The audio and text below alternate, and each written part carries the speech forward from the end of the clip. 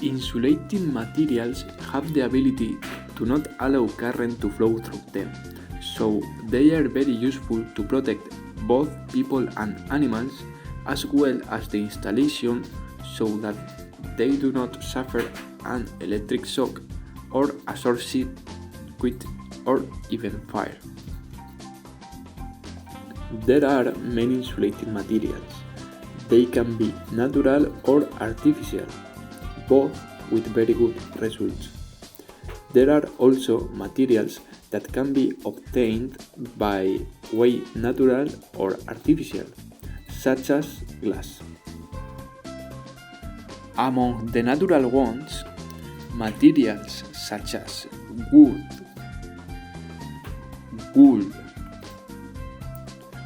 or quartz are some of them.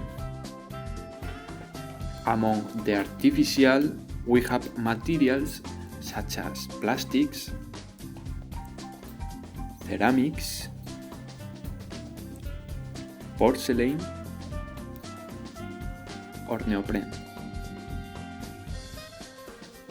Although natural ones offer good insulation, artificial materials have certain advantages, such as being easy to obtain and very cheap, being highly resistant to temperature changes, and being totally flexible, as is the case of plastics.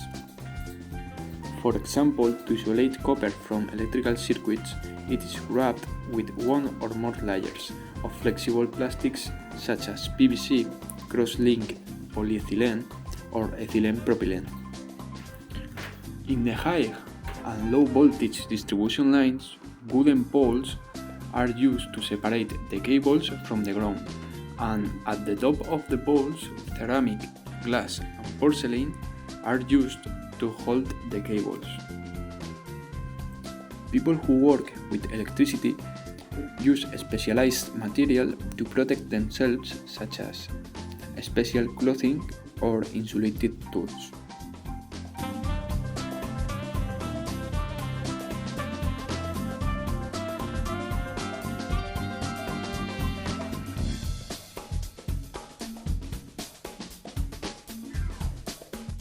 A conductor is an object or type of material that allows the flow of charge in one or more directions. Materials made of metal are common electrical conductors. Electric current is generated by the flow of negatively charged electrons, positively charged holes, and positive or negative ions in some cases. The electric current flows from the positive pole to the negative pole through a wire made of a conductive material. The conductivity depends on the atomic and molecular structure of the material. Metals are good conductors because they have a structure with many electrons with weak bonds, and this allows their movement. Conductivity also depends on other physical factors of the material itself and on temperature. The top 5 conductive materials are copper, silver, aluminum, gold, steel, and brass. The most highly conductive materials are silver, copper, and gold.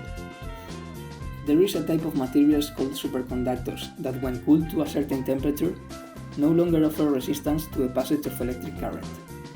Basically, when there is electric current, there is also a magnetic field polarizing the molecules around. This is called an electromagnetic field. If we make a coil with the conductive wire, we'll have an electromagnetic field similar to the one made by a magnet. The neat part comes when we put together electromagnetic fields and superconducting materials. Now that we know the basics, let's talk about the particle accelerator. A particle accelerator is a machine that uses electromagnetic fields to propel charged particles to very high speeds and energies and to contain them in well-defined beams.